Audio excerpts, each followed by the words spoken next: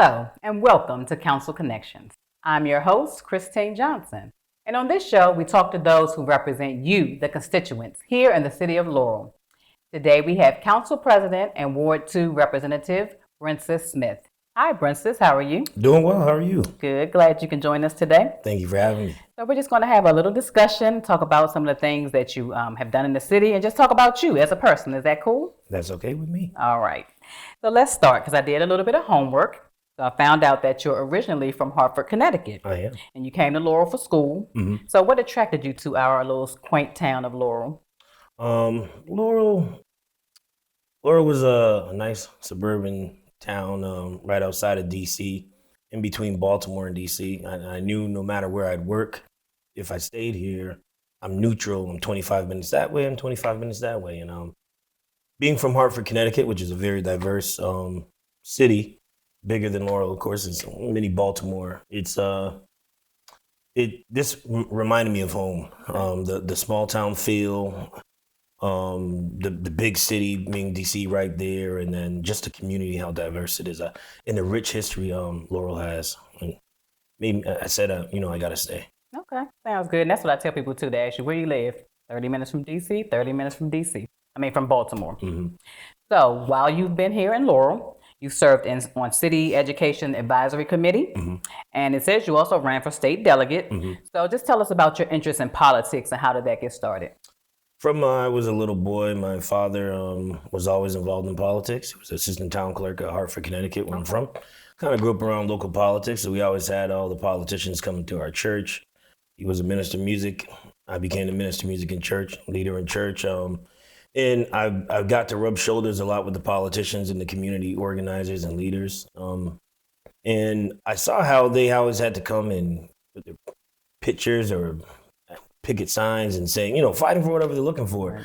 And I'd always see my father taking pictures of other schools that I didn't even attend. And I said, well, why are you doing that? I don't go there. Like, Right. Who cares? As a child. And he's saying, no, it's still my community. This is still, where we live, and we want better for everyone.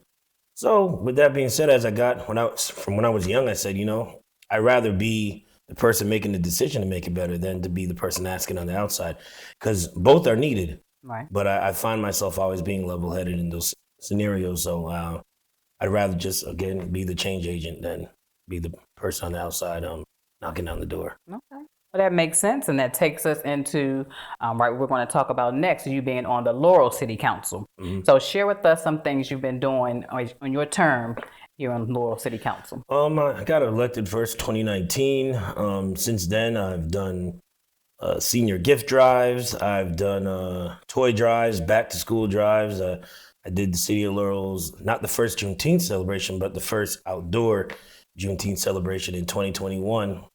And of course, out of that, my efforts in Councilman Sidnor, we were able to have Juneteenth here now in the City of Laurel.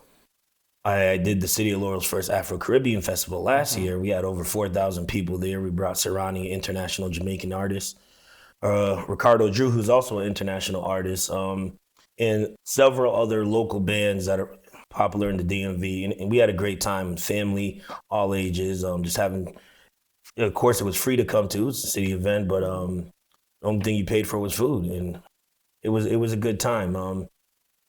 Along with that, we would, as soon as I got elected, COVID happened, Mm-hmm.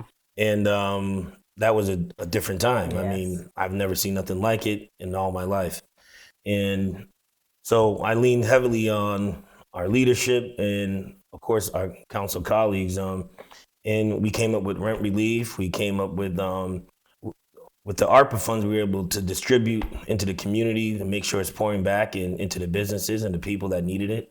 And of course, working closely with our partners in the community that are serving, the less fortunate here. Right. So sounds like you've been pretty busy. Yeah. And dealing a lot with the community. So just share with us what community engagement looks like to you. I know you mentioned the different programs. Mm-hmm. But what else does that look like? So for me, where I come from, I'm not reinventing the wheel out here. Things I like to do, it's already done where I'm from. And for me, what it looks like is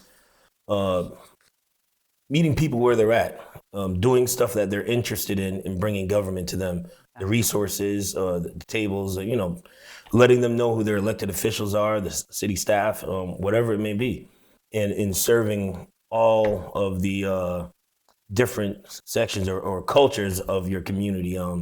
That's what community engagement looks like to me, meeting the cultures and the different people where they are, and then bringing government to them. Okay. And having been in office for some time, so how has that been received? It's received well. The city of Laurel, I mean, before I got here, that's why I'm here, it does a great job in planning events. I mean, they're nothing short of that. But I just saw a piece of my culture in where they could expand in, and I could add on to what they already do because it's already great here. So I just looked to, just follow the footsteps of what they were already doing and bring a piece of my heart for Connecticut, my Jamaican culture, to Laurel. Okay, sounds good. We definitely appreciate everything that you've been doing. It's been wonderful. Like I said, the engagement has been pretty good, especially, like you said, with dealing with COVID and that changed everything. But now we're kind of opening back up and engaging the community. So it's been really fun.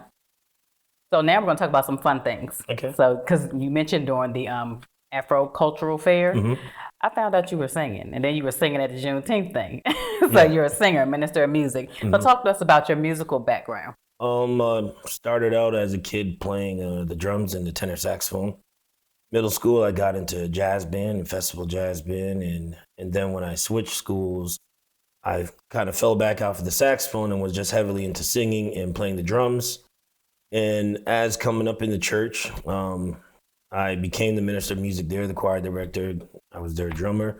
I played for University of Connecticut, UConn's gospel choir for many years. Then I went down, I was down in Oakwood, Alabama, where I went to school for a little short while.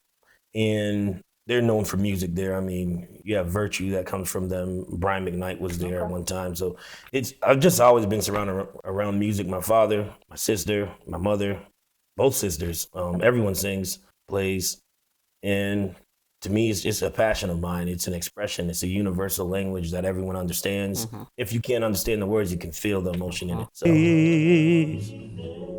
Yeah, I'm gonna walk the Milky Way one of these days. It's something I just do. It's not work. It's So where I can't add it in. Yeah. Let your hair down. Yeah. So we look forward to hearing something from you. We'd ask you to sing today, but I won't put you on the spot. Thank you. But we'll look forward to seeing you around town, hitting those notes. And so, do you play music too? Because I know you've been singing. Yeah, I play a little bit of the piano, heavily the drums, and I still play the tenor sax, but I wouldn't put myself on a professional level with the saxophone. I never poured into that area heavily besides just reading the sheet music. Right. But okay, we could just have you play some instruments, though. I just want to make sure we can get you on this. Yeah, no problem. Sounds good. And another fun fact, because you do have a very interesting name. So we just wanted to find out, where did your parents get the name Brencis, and what does it mean? You mentioned Jamaica, too, so I don't know. So my parents are both Jamaican. I'm a first-generation American. And surprisingly, they got it from a book. I know no one believes me. They're like, they got that weird name from a book. My sisters have different names too, Valina, Helsa, and I'm Brencis. Okay. Brencis means crowned with laurel. Okay. Laurel wreath, of course. Okay. And so I take that with pride and almost even destiny ending up in Laurel. Right. I didn't know I'd be here when I was younger. But I've always heard about Laurel. Even when I was in church, our choir would come down to Maryland and sing in some of the churches here. So everyone knows about Laurel, and that's what my name means. So that's cool. That's a wonderful connection. Like, did you run with that, like Laurel? No, I've never actually told people that. Okay, well, that's good to know. So we learned something new here on the show. Mm-hmm. Okay, and lastly, just want to, well, not lastly, but just talk about, because we talked about some fun stuff. We talked about some stuff around the community. So what are your hopes for the city and the constituents moving forward? Well, I hope for the city to become more engaged. The city, as in the constituents, be more engaged in what's going on. And the city does a great job planning things for them. And I hope to see Main Street thriving even more and some development down there and bring some businesses, a little nightlife. Nothing crazy, because, again, there's a reason why we're not in D.C. We're here because people want to live away from the city, the busyness. But we still can have a quality of life where we don't have to leave our town, have a good time, and still go home and feel safe. So I'd like to see some businesses. I'd like to continue to see the diverse programming. And honestly, I just love to see everyone involved so we can actually get what the majority of the people want and not just 7% of the voters. Exactly. For everyone, right? Mm-hmm. That sounds great to me. So if there's anything else you'd like to share, feel free. And then please share your contact information so your constituents can reach out. Sure. So you can reach me on Instagram, Councilman_Smith. You can reach me on Facebook, Brencis from Maryland. I have a page there. Also, you can call my office. That number is 301-725-5300, extension 2120. Also, my email is bsmith@laurel.md.us.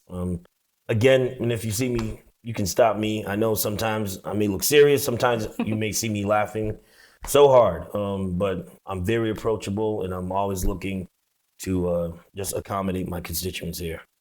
Sounds good. So thank you so much for joining us today. Thank you and for we having look forward me. again to seeing you around and hearing from you. Thanks. All righty. Thank you. Thank you all for tuning into this edition of Council Connections. I would like to thank Council President Brencis Smith for joining me today. We look forward to seeing him all around and being active in the community, and of course, hearing his melodic tunes. So here's to local government. Let's stay connected.